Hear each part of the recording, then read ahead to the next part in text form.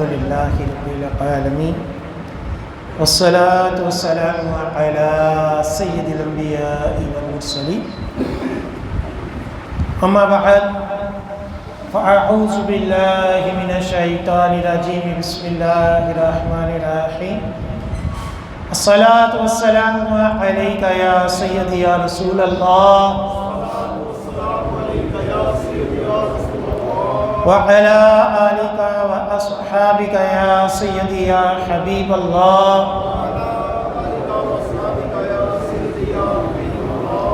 الصلاة والسلام عليك يا سيدي يا نبي الله وعلى آلك وأصحابك يا سيدي يا نور الله نویت سنت الاعتکاف الحمدللہ عز وجل ہم نماز جمعہ کے لیے حاضر ہوئے ہیں۔ دعا ہے کہ رب تعالی ہماری اس ادنا سی حاضری کو اپنی بلند بارگاہ میں قبول و منظور فرمائے، اور جو کچھ اس جمعے میں بیان ہوگا اسے سننے کی، سمجھنے کی، اس کے اوپر عمل پیرا ہونے کی اور مجھے صحیح طرح بیان کرنے کی توفیق عطا فرمائے۔ آج جس موضوع کے اوپر میں جمعے کا بیان کروں گا وہ ایک یونیک سا موضوع ہے، یعنی ہو سکتا ہے پہلے آپ نے اس موضوع کے اوپر بیان نہ سنا ہو۔ وہ موضوع ہے شیطان کے متعلق اسلامی نظریات، یعنی شیطان کے بارے میں اسلام ہمیں کیا تعلیمات دیتا ہے، وہ کس طرح پیدا ہوا، اس کی اولاد اور دیگر اس کے جو معاملات ہیں، اسلامی نظریات اس حوالے سے کیا ہے۔ سب سے پہلے یہ یاد رکھیں کہ دنیا میں ایسے بھی گروہ، ایسے بھی فرقے آئے ہیں جو شیطان کے منکر ہیں،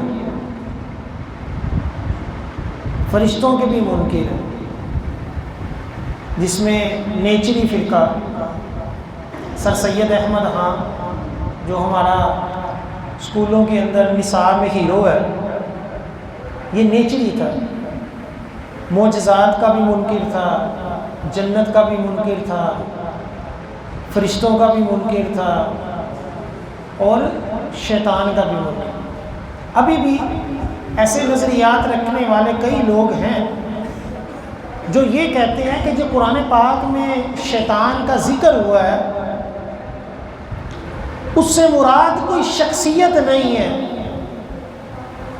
شیطان سے مراد کوئی شخصیت نہیں ہے، بلکہ یہ بدی کا نام ہے، برائیوں کا نام ہے، اور فرشتوں کا بھی وجود نہیں، اور فرشتوں سے مراد نیک اعمال ہے، یعنی فرشتوں کا بھی شخصیت کا انکار، شیطان کا بھی انکار، اور اس کا معنی اعمال لیے جاتے ہیں، جبکہ جو ایسا نظریہ رکھے وہ دائرہ اسلام سے خارج ہے، قرآن پاک کا واضح منکر ہے۔ تو شیطان سب سے پہلے یہ یاد رکھیں ایک شخصیت کا نام، ایک جاندار چیز کا نام ہے، کوئی قصہ کہانی نہیں ہے، کوئی خیالی کردار نہیں ہے، بلکہ اس کا حقیقت میں وجود ہے۔ چونکہ رمضان المبارک میں شیطان قید کیا جاتا ہے اور رمضان ختم ہوتے ہی وہ آزاد ہوتا ہے، اسی مناسبت سے میں نے آج کا یہ موضوع سوچا کہ اس کے اوپر ہمیں کچھ اسلامی معلومات ہونی چاہیے۔ سب سے پہلے ابلیس کے متعلق، کیونکہ یہ بھی شیطان کا ایک نام ہے۔ ابلیس کا جو لفظ ہے یہ عربی کا ہے، جو ابلاس سے نکلا ہوا ہے، جس کا مطلب ہوتا ہے خیر سے دور اور رحمت باری تعالی سے مایوس۔ ابلیس کا مطلب کیا ہے؟ خیر سے دور، رحمت باری تعالی سے محروم، دور۔ اور ابلیس ایسا ہی ہے۔ لفظ شیطان جو ہے یہ شطن سے بنا ہے، اور شطن کے معنی ہے متحرک، دراز اور دور ہونا۔ شیطان کے لفظی معنی کیا ہوئے؟ متحرک، دراز یعنی لمبا، اور دور ہونا۔ شیطان چونکہ خیر سے دور اور شر کے اندر متحرک و طویل ہے، اس لیے اس کو شیطان کہا جاتا ہے۔ ابلیس کا معنی کیا ہوتا ہے؟ خیر سے دور، رب کی رحمت سے مایوس، کہ شیطان کبھی بھی رب کی رحمت کو نہیں پا سکتا، ہمیشہ کے لیے مردود ہو گیا۔ اور لفظ شیطان کا معنی ہے طویل، دور ہونا اور متحرک ہونا، ایکٹیو ہونا، کہ شیطان کی چال ہوتی ہے وہ نئی سے نئی ہوتی ہے، نئے سے نئے بندوں کو گناہوں میں ڈالنے کے وہ وسوسے ڈالتا ہے، متحرک ہے، اس لیے اس کو شیطان کہا جاتا ہے۔ تفسیر ابن کثیر کے اندر لکھا ہوا ہے، حضرت ابن عباس صحابی رسول رضی اللہ تعالی عنہ سے مروی ہے کہ ابلیس کا نام عزازیل تھا۔ یہ بھی یاد رکھیں، شیطان کا، ابلیس کا نام پہلے کیا تھا؟ عزازیل۔ اور یہ فرشتوں میں سب سے زیادہ جو تھا وہ مکرم تھا۔ اس کے 4 پر تھے، شیطان کے 4 پر تھے۔ یہ جنوں پر خازن تھا، جنات کے اوپر خازن تھا، اور زمین اور آسمان دنیا کا سلطان تھا۔ زمین اور جو دنیا کا آسمان ہے، جو پہلا آسمان ہے، اس کا کیا تھا؟ سلطان تھا، اس کی حکمرانی تھی، فرشتوں میں مکرم تھا، اور اس کا نام کیا تھا؟ عزازیل۔ پھر جب مردود ہوا تو ساری عزتیں جو تھی وہ لے لی گئی۔ اور یہ بھی لکھا ہوا ہے تفسیر ابن کثیر کے اندر، ایک معلوماتی بھی سوال ہے کہ اس زمین پر حضرت آدم علیہ السلام سے پہلے کیا تھا؟ اس زمین پر حضرت آدم علیہ السلام سے پہلے کیا تھا؟ کوئی سوال کر سکتا ہے نا ہم سے؟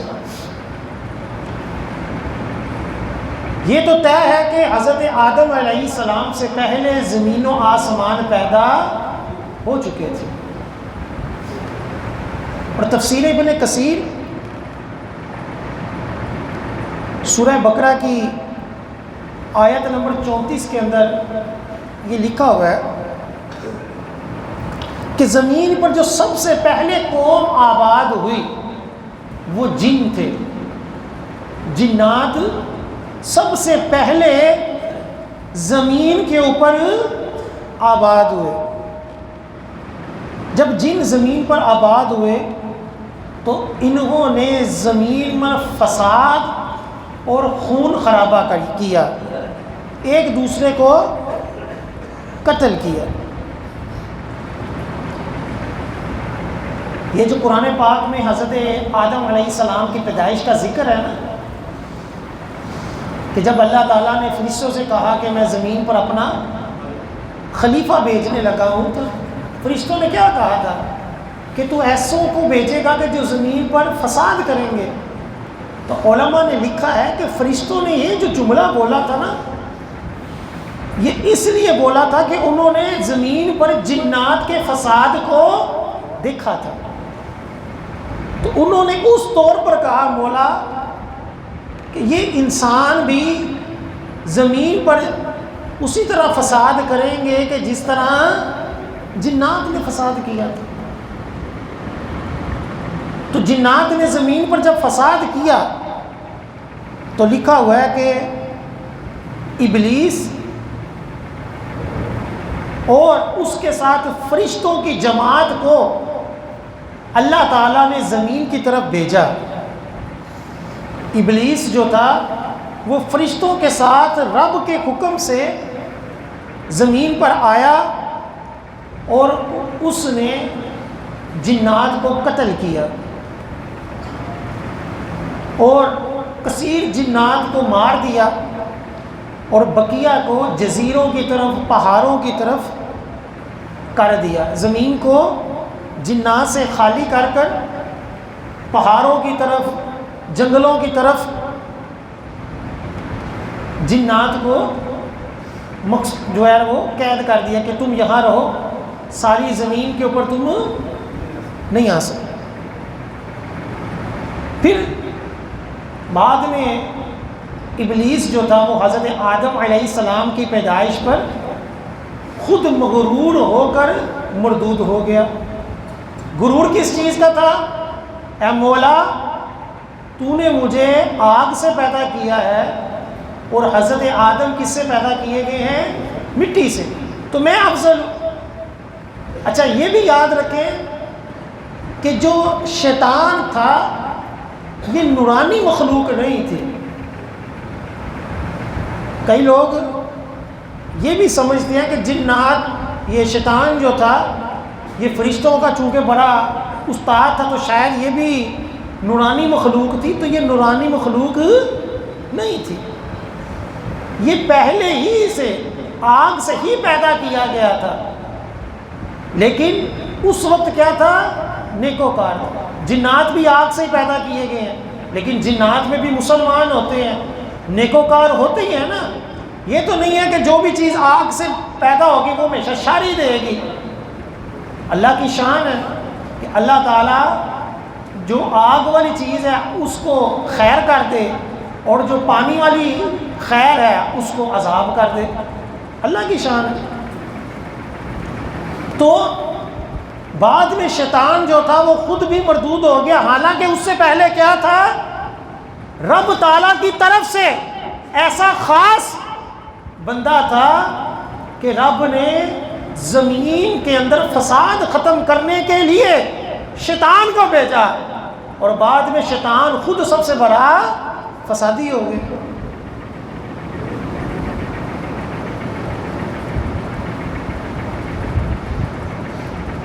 شیطان کا نوری مخلوق نہ ہونا یہ قرآن پاک میں یوں ہے۔ اور یاد کرو جب ہم نے فرشتوں کو فرمایا کہ آدم کو سجدہ کرو، سب نے سجدہ کیا سوائے ابلیس کے۔ اب اللہ تعالیٰ فرماتا ہے کانا من الجن، کانا من الجن، کہ ابلیس جو تھا وہ فرشتوں میں سے نہیں تھا، وہ کیا تھا؟ وہ جن میں سے تھا۔ اسی وجہ سے علماء نے اور بھی جو اس کی شرح بیان کی ہے اس میں یہی فرمایا کہ ملائکہ کو جب حکم دیا تو شیطان ملائکہ میں سے نہیں تھا، اس لیے ملائکہ نے سب نے سجدہ کر لیا۔ حکم شیطان کو بھی تھا، لیکن شیطان کے بارے میں قرآن میں کیا کہا کہ وہ ملائکہ میں سے نہیں تھا، وہ کیا تھا؟ کان من الجن، وہ جنات میں سے تھا، آگ سے پیدا کیا گیا تھا، تو اپنے رب کے حکم سے نکل گیا۔ بھلا کیا اسے اور اس کی اولاد کو میرے سوا دوست بناتے ہو اور وہ ہمارے دشمن ہیں، ظالموں کو کیا ہی برا بدلہ ملا۔ یعنی اللہ تعالیٰ نے حضرت آدم علیہ السلام کی سیرت بیان کر کر فرمایا کہ شیطان جو ہے اور اس کی اولاد کو مجھے چھوڑ کر دوست نہ بناؤ۔ اسی طرح اس آیت کی تفسیر میں تفسیر روح المعانی کے اندر لکھا ہے کہ ذریت سے مراد شیطان کی اولاد ہے، اور یہ آیت دلالت کرتی ہے کہ شیطان کی بھی اولاد ہے۔ ذریت، قرآن میں الفاظ ہے نا ذریت، شیطان کی ذریت سے مراد کیا ہے؟ تفسیر روح المعانی کے اندر لکھا ہے کہ اس سے ثابت ہوا کہ شیطان کی بھی اولاد ہے، اور یہی علماء نے فرمایا ہے۔ حضرت ابن زید صحابی رسول رضی اللہ تعالی عنہ سے مروی ہے کہ بے شک اللہ عز و جل نے ابلیس کو فرمایا کہ میں آدم کی اولاد کے ساتھ تیری اولاد بھی پیدا کروں گا۔ تو کوئی انسان پیدا نہیں ہوتا لیکن اس کے ساتھ شیطان ہوتا ہے۔ حضرت قتادہ صحابی رسول رضی اللہ تعالی عنہ سے مروی ہے کہ شیاطین نکاح کرتے ہیں جس طرح انسان نکاح کرتے ہیں، یعنی جس طرح انسانوں میں نکاح ہوتا ہے اسی طرح شیاطین میں بھی نکاح بھی ہوتا ہے، اور شیطان کی آگے اولاد بھی ہوتی ہے۔ آگے حدیث پاک میں فرمایا گیا، مشہور حدیث پاک ہے کہ جب بچہ پیدا ہوتا ہے تو کیوں روتا ہے؟ جب بچہ پیدا ہوتا ہے تو کیوں روتا ہے؟ تو حدیث پاک میں فرمایا گیا کہ وہ بچہ شیطان کے چھونے سے روتا ہے، کہ ہر انسان کے اوپر شیطان کیا ہے؟ وہ مسلط ہے، اللہ نے اختیار دیا ہوا ہے نا۔ تو جب بچہ پیدا ہوتا ہے تو شیطان اس کو چھوتا ہے، اور شیطان کے چھونے سے بچہ روتا ہے، سوائے حضرت عیسیٰ علیہ السلام کہ حضرت عیسیٰ علیہ السلام کو شیطان چھو نہیں سکا۔ یہ حدیث پاک کے الفاظ ہیں۔ یہ تو طالبین میں حضور غوث پاک رحمۃ اللہ علیہ صفحہ نمبر 255 کے اندر لکھتے ہیں کہ ایک روایت میں ہے کہ جب اللہ تعالیٰ نے اپنی بارگاہ سے شیطان کو نکال دیا تو اس کی شیطان بیوی کو اس کی بائیں پسلی سے پیدا کیا۔ شیطان کی بائیں پسلی سے شیطان کی بیوی کو اللہ تعالیٰ نے پیدا کیا، جس طرح حضرت حوا کو حضرت آدم علیہ السلام کی پسلی سے پیدا کیا تھا۔ پھر اس عورت سے شیطان نے صحبت کی، وہ حاملہ ہو گئی اور اس نے 31 انڈے دیے۔ اس کی ساری نسل انہی 31 انڈوں سے بری ہے،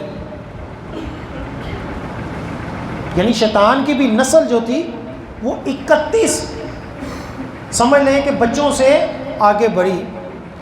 پھر اس سے شیطان کی تمام اولاد پھیلی، جس سے خشکی، دریاؤں، ریگستانوں، بیابانوں، چشموں، چراہوں، حماموں، پاخانوں، شرمگاہوں، جنگ و جدل کے میدانوں، الغرض ہر جگہ ان شیاطین سے بھر دی گئی۔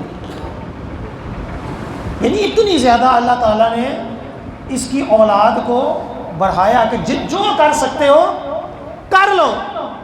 اللہ نے قرآن پاک میں شیطان کو کھلی چھوٹ دی، اور پھر یہ بھی فرما دیا کہ میرے مخلص بندوں کے اوپر تیرا زور نہیں چلے گا۔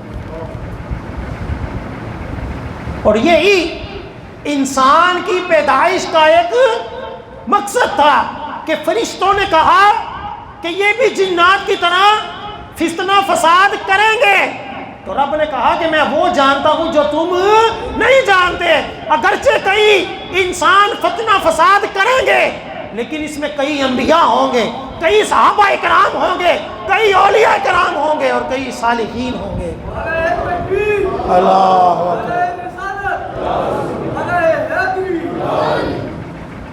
اور قرآن پاک سے ثابت ہے کہ شیطان نے ہر بندے کو گمراہ کرنے کا رب سے وعدہ کیا، عہد کیا۔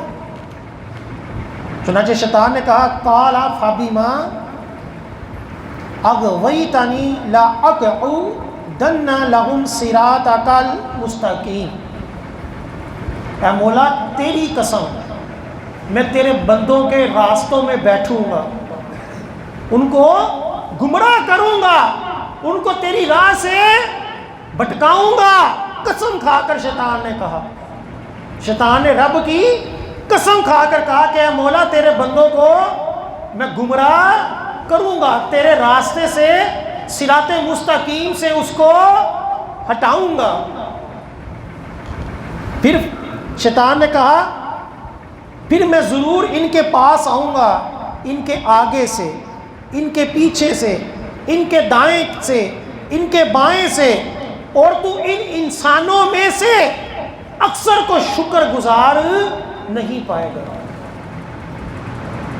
یعنی کوئی جہت دائیں بائیں آگے پیچھے، شیطان نے کہا کہ مولا ہر طرف سے اس کے اوپر میں کیا کروں گا، اپنے وار کروں گا، اور تو انسانوں میں سے اکثر کو نا شکرا پائے گا۔ اور آج بھی دیکھ لیں اکثریت انسانوں کی مسلمان نہیں ہے، جو مسلمان ہیں ان میں اکثریت کیا ہے، وہ بے عمل ہے۔ شیطان نے اپنا وعدہ پورا کیا، رب نے چھوٹ دی کہ چلو پھر کر لو جو کچھ کر سکتے۔ پھر اللہ تعالیٰ نے کیا فرمایا؟ اللہ تعالیٰ نے فرمایا اخرج منہا مذءوما مدحورا لمن تبعک منہم لأملأن جہنم منکم اجمعین، کہ نکل جا۔ شیطان سے کیا کہا؟ نکل جا، اور جو تیری پیروی کرے گا میں ان کو جہنم سے بھر دوں گا۔ اب یہ کھلا قرآن کا فیصلہ ہے، شیطان کی راہ بھی واضح ہے، رحمان کی راہ بھی واضح ہے۔ شیطان نے کہا کہ مولا تیری راہ سے میں لوگوں کو بھٹکاؤں گا، بے نمازی بھی بناؤں گا، کفر میں بھی لے کر جاؤں گا، ان کو گمراہ فرقوں میں بھی لے کر جاؤں گا، ان کو حرام خوری کے اوپر بھی لگاؤں گا، جھوٹ کے اوپر بھی لگاؤں گا، الغرض جس طرح بھی ہو سکا میں ان کو کیا کروں گا، تیری راہ کی طرف چلنے نہیں دوں گا۔ تو رب نے کیا کہا کہ ٹھیک ہے نکل جا، جو تیری پیروی کرے گا میں کیا کروں گا، اس کو جہنم سے بھر دوں گا۔ اب ہر انسان کو سوچنا چاہیے کہ میں شیطان کی راہ پہ ہوں یا رحمان کی راہ پہ ہوں، میں انبیاء علیہ السلام، صحابہ اکرام، اہل بیت، اولیاء اکرام کے نقش قدم پر ہوں یا ان کے اوپر بکواس کرتا ہوں یا ان کے اوپر زبان درازی کرتا ہوں، ان کو باپے باپے کہہ کر ان کی بے ادبیاں کرتا ہوں۔ یہ سوچنے والی بات۔ آج کئی دو جماعتیں پڑھ کر دنیاوی پڑھے لکھے بزرگان دین کے بارے میں ایسی بکواس کرتے ہیں، صحابہ اکرام کے اوپر طعن کرتے ہیں، انبیاء علیہ السلام کی شان کے اوپر زبان درازی کرتے ہیں۔ اس حد تک انسانیت گر چکی ہے کہ بدعمالیاں اپنی جگہ پر، بدعمالیوں سے بڑھ کر کیا ہوتی ہے، بدعقیدگی ہوتی ہے، کفر ہوتا ہے۔ یہ بدعمالیوں سے کیا ہے، یہ بڑھ کر ہے۔ ایک شخص بے نمازی ہو لیکن اللہ اور اس کے رسول سے محبت کرنے والا ہو، صحابہ سے محبت کرنے والا ہو، اہل بیت سے محبت کرنے والا ہو، اولیاء کرام سے محبت کرنے والا ہو، اگرچہ گناہ گار ہے لیکن ہزار لاکھ کافروں اور گستاخوں اور گمراہ لوگوں سے بڑھ کر ہے، ان سے برتر ہے۔ کیوں؟ کیونکہ بد عقیدگی کی معافی نہیں ہے، کفر کی معافی نہیں ہے۔ پھر یہ بھی یاد رکھیں کہ حضرت آدم علیہ السلام نے جو دانا کھایا اس کے پیچھے بھی شیطان کا ہاتھ تھا. دنیا میں آنا تھا حضرت آدم علیہ السلام نے, دنیا بسنی تھی, تو جو بھی ہوا وہ آپ سب کو پتہ ہے. تو شیطان نے جو تھا وہ حضرت آدم علیہ السلام کے دل میں یہ بات ڈالی کہ تجھے پتہ ہے کہ اللہ تعالیٰ نے یہ دانا کھانے سے تمہیں کیوں منع کیا ہے؟ یہ اس لیے روکا ہے کہ تاکہ تم ہمیشہ یہاں جنت میں نہ رہو. اگر یہ دانا کھا لو گے, یہ دانا کھا لو گے تو ہمیشہ جنت میں رہو گے, ہمیشہ جنت میں رہو گے. پھر اپنی اس بات کے اوپر شیطان نے جھوٹی قسم کھا لی اور کہا کہ خدا کی قسم میں تیرا خیر خواہ ہوں. یہ قرآن میں لکھا ہوا ہے. تو حضرت آدم علیہ السلام نے کہا کہ شیطان چاہے جو بھی ہے خدا کی جھوٹی قسم نہیں کھا سکتا. تو اس بات پہ آ کر حضرت آدم علیہ السلام نے ہمیشہ جنت میں رہنے کے لیے اس دانے کو کھا لیا. قرآن پاک میں لکھا ہے فَوَسْوَسَ إِلَيْهِ الشَّيْطَانُ قَالَ يَا آدَمُ هَلْ أَدُلُّكَ عَلَى شَجَرَةِ الْخُلْدِ وَمُلْكٍ لَا يَبْلَى. تو شیطان نے وسوسہ دیا, بولا اے آدم کیا میں تمہیں بتا دوں ہمیشہ جینے کا پیرا اور وہ بادشاہی کہ پرانی نہ پڑے, کہ ہمیشہ جینے کا جو پیر ہے وہ یہ ہے اس دانے کو کھاؤ ہمیشہ رہو گے اور جنت میں رہو گے اور تمہاری بادشاہت کبھی ختم نہیں ہوگی. اور پھر اس کے اوپر جب قسم کھائی تو حضرت آدم علیہ السلام نے وہ دانا کھا لیا. ایک روایت میں یہ بھی آتا ہے کہ شیطان نے سانپ جو کہ اس وقت 4 ٹانگوں پہ ہوتا تھا اور اونٹ جیسا خوبصورت تھا, شیطان اس وقت 4 ٹانگوں والا تھا اور اونٹ کی طرح خوبصورت تھا. شیطان اس سانپ کے اوپر سوار ہوا اور جنت میں گیا. جنت کے پورا اندر انٹر تو نہیں ہوا لیکن جنت کے قریب کھڑے ہوگا, کیونکہ جنت سے تو نکال دیا گیا تھا. اب جنت کے قریب ہو کر حضرت آدم علیہ السلام سے اس نے بات چیت کی اور قسم کھا کر کہا کہ میں تیرا خیر خواہ ہوں. تو جب حضرت آدم علیہ السلام نے وہ دانا کھایا پھر رب تعالیٰ کی بارگاہ میں دعا کی, اللہ نے قبول کر لی, لیکن جو سانپ تھا اس کے اوپر لعنت کر دی گئی اور اس کی خوبصورتی جو تھی وہ چھین لی گئی اور لعنتی ہونے کی وجہ سے اس کو مارنے کی اجازت دے دی گئی. یہ اصول یاد رکھیں کہ جس طرح انسانوں میں خبیث ہوتے ہیں اسی طرح کئی جانور بھی خبیث ہیں کہ جب اللہ والوں کی نافرمانی کی تو کیا ہو گئے, خبیث ہو گئے, فاسق ہو گئے, ہمیشہ کے لیے لعنت کا توق ان کے گلے میں پڑ گیا. ایک سانپ ہے اور ایک چھپکلی ہے, گرگٹ, کہ جب حضرت ابراہیم علیہ السلام کو آگ میں ڈالا جا رہا تھا تو گرگٹ جو تھی وہ آگ کو بڑھانے کے لیے پھونکے مارتی تھی, تو اللہ تعالیٰ نے اس کو بھی مردود قرار دے دیا اور گرگٹ اور چھپکلی کو جو پہلے ہاتھ مارے اس کو زیادہ ثواب ہے. کیوں؟ فاسق ہو گئی. کوے کو حضرت سلیمان علیہ السلام نے بھیجا کہ جاؤ دیکھ کر آؤ کہ خشکی کہیں ہے, تو کوا جب خشکی ڈھونڈنے گیا تو راستے میں مردار کے اوپر بیٹھ گیا اور مردار کھانا شروع ہو گیا. یعنی نبی کے حکم کو چھوڑ کر اپنی نفس کی اتباع کرنا شروع ہو گیا. تو حضرت سلیمان علیہ السلام نے اس کے اوپر خوف کی دعا کر دی کہ تو ہمیشہ خوف زدہ ہی رہے. تو کوا ہمیشہ بڑا خوف زدہ ہوتا ہے, ڈرا ڈرا رہتا ہے, انسانوں سے مانوس نہیں ہوتا. پھر حضرت نوح علیہ السلام نے پہلے کوا بھیجا, کوا مردار کھانا شروع ہو گیا کیونکہ ساری زمین کے اوپر تو پانی تھا. پھر کبوتر بھیجا، اور کبوتر جو تھا وہ حرم پاک کی مٹی کو اپنے قدموں میں لگا کر حضرت نوح علیہ السلام کی بارگاہ میں حاضر ہوا کہ دنیا میں خشکی کہیں ہے۔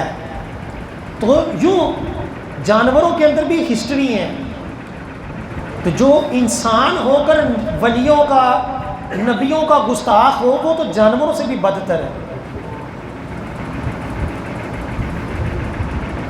اللہ تعالیٰ نے قرآن پاک میں کثیر مقامات پر شیطان کی پیروی سے بھی منع کیا۔ اللہ تعالیٰ نے فرمایا یا ایھا الناس کلوا مما فی الارض حلالا طیبا ولا تتبعوا خطوات الشیطان انہ لکم عدو مبین، کہ لوگوں زمین سے کھاؤ، حلال کھاؤ، حرام نہیں کھانا، حلال اور طیب رزق کھاؤ، اور شیطان کی پیروی نہ کرنا، وہ تمہارا کھلا دشمن ہے، یعنی واضح دشمن ہے۔ شیطانیت کوئی ڈکی چھپی نہیں ہے کہ بندہ یہ کہتے میں تو پتہ ہی نہیں چلیا یار گناہ کی ہوتا ہے۔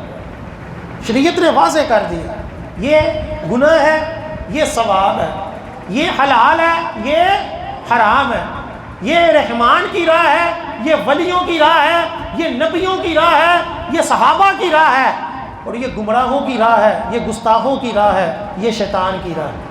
اب انسان نے فیصلہ کرنا ہے کہ اس نے کس کے نقش قدم پر چلنا ہے۔ قیامت والے دن ہر شخص اپنے امام کے ساتھ ہوگا، یہ یاد رکھے۔ اب ہم نے فیصلہ کرنا ہے کہ ہمارا امام کون ہوگا۔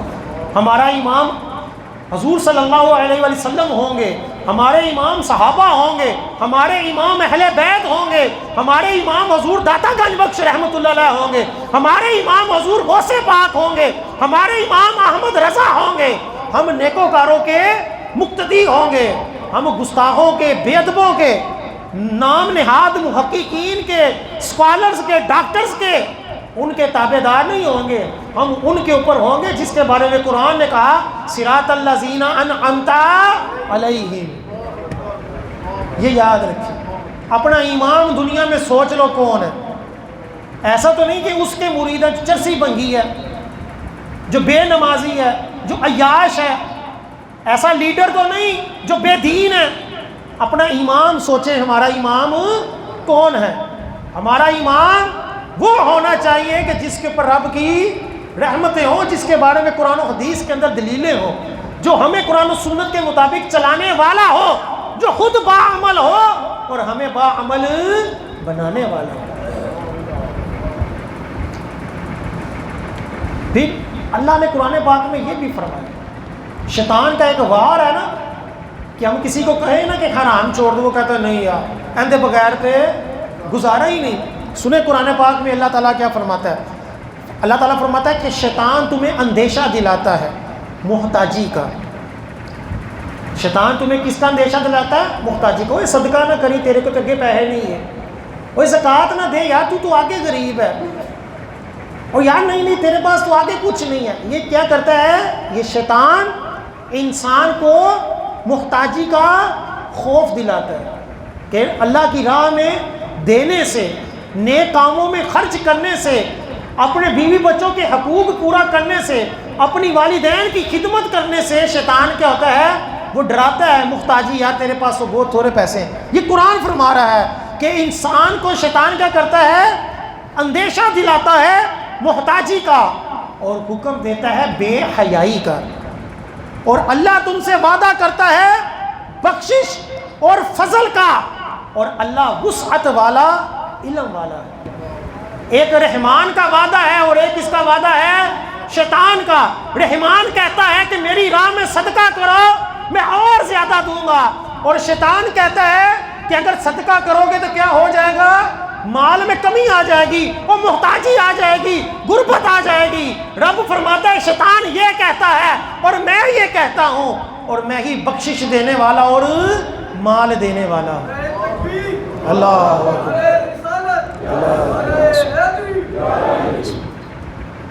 پھر قرآن پاک میں کثیر مقامات پر اللہ تعالیٰ نے فرمایا وَزُيِّنَ لَهُمُ الشَّيْطَانُ أَعْمَالَهُمْ، کہ شیطان نے ان کے اعمال ان کے سامنے کیا کر دیے؟ اچھے کر دیے۔ یزید اور اس کا لشکر یہی سمجھتا تھا کہ ہم تو صحیح کام کر رہے ہیں، ٹھیک ہے۔ فرعون بھی یہی کہتا تھا میں تو صحیح کر رہا ہوں، اپنی بادشاہت بچا رہا ہوں۔ دنیا میں جتنے بھی ظالم آئے یا آئیں گے یا ہیں، ہر کوئی اپنے ظلم کو نہیں دیکھتا، وہ یہی سمجھ رہا تھا میں ٹھیک کر رہا ہوں، میں یہی کروں گا تو یہ ٹھیک ہوں گے، ٹھیک ہے۔ جو افسر ہوتا ہے وہ کہتا ہے کہ اینج تن کے کام لواں گا تو ٹھیک ہو، اینج کھچ کے رکھاں گا تو ہے ٹھیک ہو۔ یہ شیطان نے ان کے اعمال ان کے سامنے کیا کیے؟ اچھے کر دیے۔ بندہ اپنی بیوی کو مارتا ہے، یہ سمجھتا کہ اے مار کھانا نہیں ٹھیک رہندی، اپنی اولاد کے اوپر ظلم کر کر بندہ یہی سمجھتا ہے کہ یار یہ اسی طرح ٹھیک رہیں گے۔ ایسا نہیں ہے، شریعت کے احکام ہیں۔ شیطان ہمارے اعمال جو برے ہیں ان کو ہمارے سامنے کیا کر دیتا ہے؟ اچھا کر دیتا ہے۔ آج ہم حرام خوروں کے پیچھے مار رہے ہیں، ان کی تعریفیں کرتے ہوئے نہیں تھکتے۔ کیسی بدبختی ہے کہ ہمارے سامنے حرام کام بھی اچھے کر دیے گئے ہیں کہ ہمیں پتہ ہی نہیں چلتا اندھوں کو کہ یار یہ بندہ کیا ہے کیا نہیں ہے۔ ہم اپنے بد اعمالیوں کو اپنا کمال سمجھتے ہیں۔ یہ نقشے کے پیچھے لکھا ہوتا ہے اور ضد نہ کر میں تے آپ برا ضدی ہے، یہ فخر کی بات ہے، یہ تو شرم والی بات ہے۔ کئی ہوتا ہے جی مجھ سے گالی برداشت نہیں ہوتی، اب انہوں نے پہلے سے ذہن میں بنایا ہوتا ہے کہ مجھے کوئی گالی نکالے گا تو میں نے کیا کرنا ہے، اس کو یہاں تو فیر مارنے ہے یا اس کی ٹانگ توڑ دیں۔ اب گالی اتنی سی اور اگلے کی جان لے لی، اگلے کے اوپر ظلم کیا، تو یہ کیا ہوا؟ یہ اپنے جو برائی ہے اس کو اپنا فخر سمجھ لیا گیا، اس کو اپنی شان سمجھ لیا گیا، حالانکہ یہ کیا ہے؟ بے وقوفی، کئی جگہ برداشت کرنی پڑتی۔ کون سا دنیا میں ایسا بندہ ہے جس کو کبھی گالی نہ پڑی ہو؟ ٹھیک ہے، اگر اس نے گالی دی تو اس کا گناہ اس کے اوپر ہے، ہم جوابی طور پر کریں، لیکن ذہن میں یہ ہے کہ میں نے کچھ نہیں کرنا، میں نے تباہی مچا دینی ہے، یہ نہیں درست ہے۔ جتنا ہو اتنا ہی جوابی کارروائی ہونی چاہیے، اسی لیول تک، ٹھیک ہے۔ بہرحال یہ شیطان کا عمل قرآن میں اللہ تعالیٰ نے کہا کہ شیطان نے لوگوں کے اعمال ان کے سامنے کیا کر دیے؟ اچھے کر دیے، جب کہ وہ اچھے اعمال نہیں ہیں۔ اسی طرح تفسیر روح البیان کے اندر لکھا ہوا ہے کہ شیطان کی اولاد جو لوگوں کو گمراہ کرتے اور وسوسے ڈالتے ہیں، جو بتوں کی عبادت کرنے والے ہیں اور دیگر گناہوں میں ملوث ہیں، انہیں اسی کے اوپر کاربند رکھتے ہیں، اور ان کافروں کو انہی شیاطین کے ساتھ عذاب دیا جائے گا۔ یعنی جو کافر ہوتے ہیں، ہوتا ہے نا کئی جو بت پرست اتنی دنیا میں ہیں، تو وہ کبھی کبھی شیطان بت کے اندر سے بول پڑتا ہے، وہ بت پرست سمجھتے ہیں کہ لو جی ساڈے بت نے ساڈے نال گل کی تھی۔ تو شیطان جو ہوتے ہیں وہ کیا کرتے ہیں؟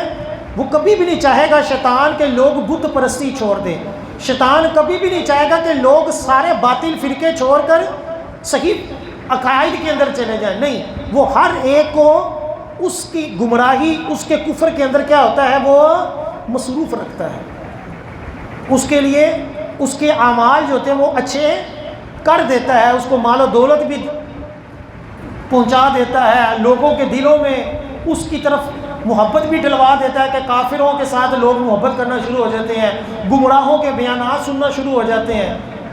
تو جب اللہ تعالیٰ کسی کی ہدایت نہ چاہے تو وہ کیا ہوتے ہیں؟ وہ شیطانوں کے ہاتھ چڑھ جاتے ہیں۔ اب یہ بھی یاد رکھیں کہ شیاطین جو ہیں وہ مختلف شکلوں میں بھی آ سکتے ہیں۔ جن جو ہوتا ہے نا، جن وہ اپنی اصل شکل میں ہم نہیں دیکھ سکتے، یعنی علماء کی ایک بہت بڑی تعداد ہے وہ یہ کہتی ہے کہ جنات کو انسان اپنی آنکھ سے حقیقی شکل میں نہیں دیکھ سکتے، کہ جنات جو ہوتے ہیں وہ جس مرضی شکل اختیار کر سکتے ہیں، اپنے والدین، آپ کے والدین کی شکل میں آ جاتے ہیں۔ جیسے حدیث پاک میں فرمایا گیا کہ جب بندے کا آخری وقت ہوتا ہے تو شیطان جو ہوتا ہے وہ والدین کے روپ میں آ جاتا ہے اور اس کو آ کر کہتا ہے کہ کافر ہو کر مر، عیسائی ہو جا، ماں کہتی ہے یہودی ہو کے مر، اس لیے کہا جاتا ہے کہ جب بندے کی جان نکل رہی ہو یہ اس کے ایمان کے اوپر بہت بڑی آزمائش ہوتی ہے، اس لیے اس کے پاس بیٹھ کر کلمہ شریف کا ورد کیا جائے تاکہ بندہ جو ہے وہ کلمہ پڑھتے ہوئے دنیا سے پردہ کرے۔ وہ کسی بھی روپ میں شیطان جو ہوتا ہے وہ آ سکتا ہے سوائے پیارے آقا صلی اللہ علیہ وسلم۔ یہ حدیث پاک میں کہ آقا علیہ السلام کا روپ شیطان نہیں ڈال سکتا۔ اسی طرح شیطان جو ہے حدیث پاک میں فرمایا انسان کے خون کے ساتھ گردش کرتا ہے، اس قدر یعنی جس طرح خون ہوتا ہے نا انسان کے اندر، شیطان بھی اسی کے ساتھ ایکٹیو گردش کرتا رہتا ہے۔ اس لیے کہا گیا کہ روزے رکھ کر شیطان کی گردش کو کم کرو، کہ جب بندہ روزے رکھتا ہے تو شیطانیت جو ہوتی ہے وہ کمزور ہو جاتی ہے۔ اس لیے تو رمضان میں بندے سے گناہ کم ہوتے ہیں۔ تو انسان کے خون کے ساتھ جو ہے وہ شیطان جو ہے وہ گردش کرتا ہے۔ حضور داتا گنج بخش رحمۃ اللہ علیہ نے اپنی کتاب میں یہ بھی لکھا ہے کہ ایک بزرگ نے شیطان کو روحانی طور پر دیکھا کہ وہ انسان کے کندھے کے اوپر بیٹھا ہوا ہے، یعنی ایک شکل کی شکل میں، تو اس کی جو دم ہے وہ انسان کے دل کے اوپر ہے، یعنی دماغ اور دل دونوں کو شیطان جو ہوتا ہے وہ غلط کاموں کی طرف مائل کرتا ہے۔ اعلیٰ حضرت علیہ رحمہ نے ملفوظات میں لکھا ہے کہ ایک شیطانی وسوسہ ہوتا ہے، ایک خواہشات ہوتی ہے، نفسانی خواہش بھی ہوتی ہے۔ یہ دو الگ الگ کیٹیگری ہے۔ نفسانی خواہشات کیا ہیں؟ یہ الگ ہیں۔ شیطانی خواہشات کیا ہیں؟ یہ الگ ہیں۔ تو شیطانی جو خواہشات ہوتی ہیں وہ نئی سے نہیں آتی ہیں۔ نفسانی خواہشات پرانی بھی ہو جاتی ہے کہ مجھے بھی یہ چیز کھانے کو دل کر رہا ہے، لیکن شیطان جو ہوتا ہے وہ ہر آن نئی سے نئی جو ہوتی ہے وہ انسان کو گمراہی کی طرف لے کر جانے کی کوشش کرتا ہے۔ آخری روایت حضرت غنیۃ الطالبین کے اندر لکھی ہے کہ مومن کو گمراہ کرنے کے لیے ابلیس 360 لشکر روزانہ بھیجتا ہے۔ اور ایک روایت میں لکھا ہے کہ قیامت کے بعد جب شیطان کو جہنم میں ڈالا جائے گا تو شیطان جہنمیوں کے ساتھ خطبہ دے گا اور ان سے کہے گا کہ میں نے تیرے اوپر کوئی زور نہیں کیا، میں نے تمہیں گمراہ کی طرف، گناہوں کی طرف مائل کیا، لہٰذا مجھے برا نہ کہو، اپنے آپ کو کہو۔ اور ایک روایت میں آتا ہے کہ 1000 سال بعد شیطان کو جہنم سے نکالا جائے گا اور کہا جائے گا کہ آدم علیہ السلام کو سجدہ کرو، تو شیطان 1000 سال بعد نکل کر پھر بھی سجدہ نہیں کرے گا، اتنا ڈھیٹ ہے۔ اور اسی وجہ سے مومن بندے کے اندر ہٹ درمی اور ڈھیٹ پن نہیں ہونا چاہیے کہ یہ شیطانی صفات ہیں۔ اللہ تعالیٰ کی بارگاہ میں دعا ہے کہ آج جو موضوع تھا شیطان کے بارے میں اسلامی نظریات، اسے یاد رکھنے، سمجھنے اور ہمیں اس معاملے میں شیطان کے فتنے سے بچنے کی توفیق عطا فرمائے۔ آمین ثم آمین۔ ابھی اذان ہوگی۔